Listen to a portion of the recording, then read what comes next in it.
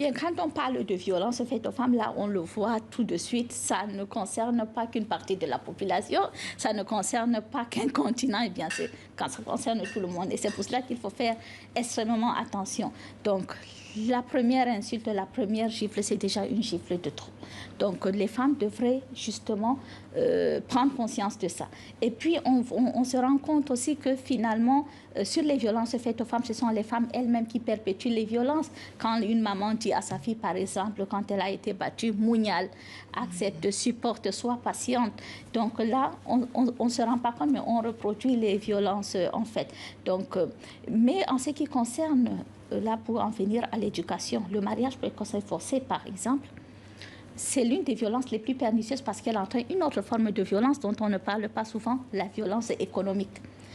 Qui dit dépendance économique dit évidemment vulnérabilité et soumission totale. Vous n'avez pas droit à la parole finalement quand vous ne gagnez pas vraiment votre vie, quand vous êtes dépendant toute votre vie.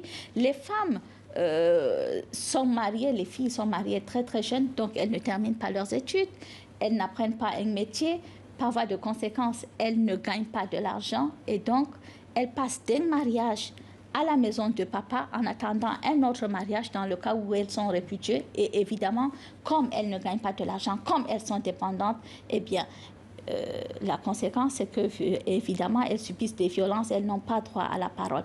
Mais l'éducation, finalement, n'empêche pas les femmes de subir de la violence. Il faudrait qu'elles prennent d'abord conscience que cette violence existe, qu'elles prennent conscience qu'elles sont concernées, peu importe, parce que là, on refuse aussi quand on est une femme instruite, surdiplômée, qu'on travaille, qu'on a un bon métier, tout ça, on refuse finalement. Notre cerveau n'enregistre pas qu'on puisse être violenté, qu'on puisse subir des violences économiques parce qu'on n'a pas le droit de gérer notre argent comme on l'entend, parce que finalement, même notre travail est conditionné par le fait que notre conjoint accepte qu'on travaille et qu'il peut nous frapper ou nous gifler ou autre. Et c'est toute la société qu'on a autour, les mamans, les tantes, les amis, les voisins qui vont nous dire ça se passe comme ça pour tout le monde et on n'est pas supérieur aux autres et qu'on devrait tout simplement être patiente.